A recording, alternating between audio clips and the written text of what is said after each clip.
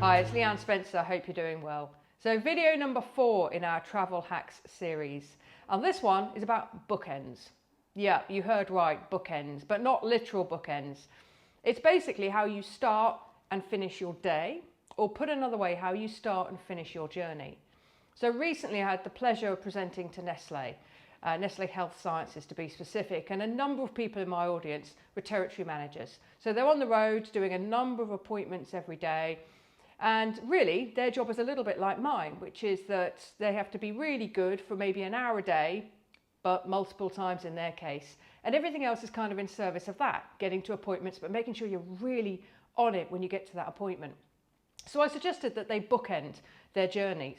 So when you get into the car, whether it's at the beginning of the day or after your first appointment, just do something that kind of puts an end to that particular part of the day. Could be a little bit of breath work. Could be visualizing, relaxing, or visualizing your journey, or visualizing the next client you're going to.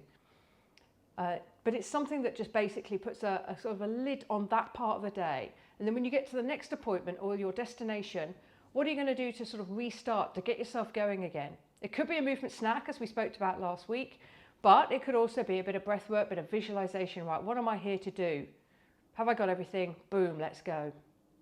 Another thing to think about that can be a nice bookend is hydration.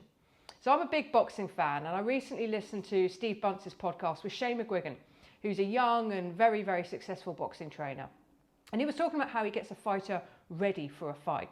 And obviously there's a lot of complexity to how they do that, particularly when they have to make weight. But he was really big on hydration because it gets the fighter in a place where they can absorb nutrients from food. It's obviously essential for their body to operate optimally, and it can have really detrimental impact even if you're only partially dehydrated. And I think that's really important for us as well, because we're going out and performing, not in the same way obviously as a boxer or elite athlete, but that's kind of our big event, that sales meeting. We want it to go well. So we should really be thinking about getting ourselves ready in the same way that an athlete does. So think about hydration, because that's an easy one for us to do. For those of you who've never imagined yourself to be an athlete in any context, you do need to be hydrated. So what I'll do is to get myself ready. For example, the last couple of days I've had events locally in London. So I've gone through a prep routine, and I'll post on that another time. But I've also made to be really sure that I'm hydrated using electrolytes.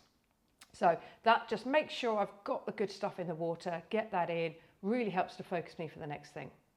So tons of stuff there. You decide what's going to work for you, but really it's about bookending, getting ready for something, kind of putting a lid on it, that's done, to help you refocus for the next thing. I hope all that's helped. You know, if you do travel, we've given you tons of things to think about. Let us know what you think. Leanne Spencer Keynote is my social media handle. I'll see you on the next one. All the best for now.